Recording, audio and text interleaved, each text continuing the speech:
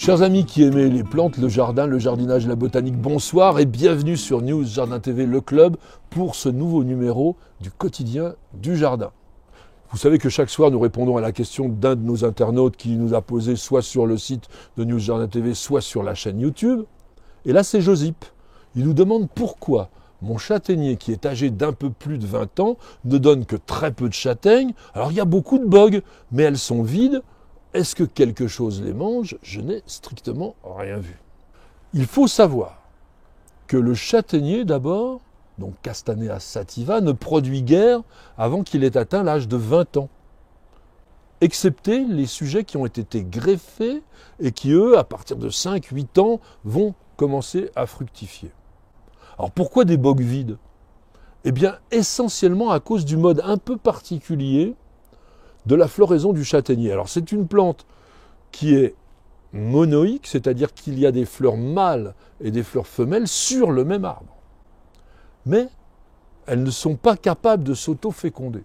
En juin-juillet, vous allez observer à l'aisselle des feuilles, eh bien, sur les pousses de l'année, des beaux chatons jaunes, c'est très spectaculaire. Les chatons sont des fleurs mâles et les fleurs femelles, elles sont toutes petites, c'est insignifiant, c'est verdâtre, et elles apparaissent un peu plus tard, elles, début juillet. Donc il y a une maturité décalée de 8 à 10 jours qui fait l'impossibilité de cette autofécondation. Donc on n'a pas de consanguinité comme on pourrait dire.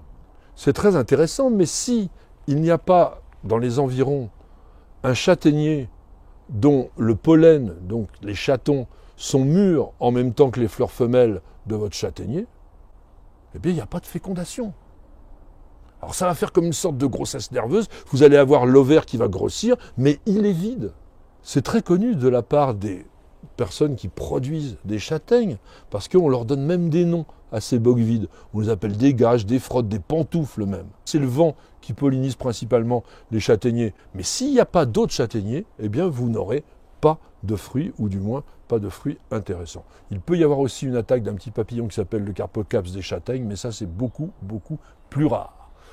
Merci beaucoup d'avoir suivi cette petite chronique, j'espère qu'elle vous aura intéressé et que vous aurez l'occasion de regarder les unes et les autres déjà publiées à votre guise, puisque vous êtes membre de News Jardin TV, le club. Alors je vous dis très bonne soirée à tous. On se retrouve demain à 19h pour un autre numéro du quotidien du jardin. C'est sur News Jardin TV, le club, et nulle part ailleurs.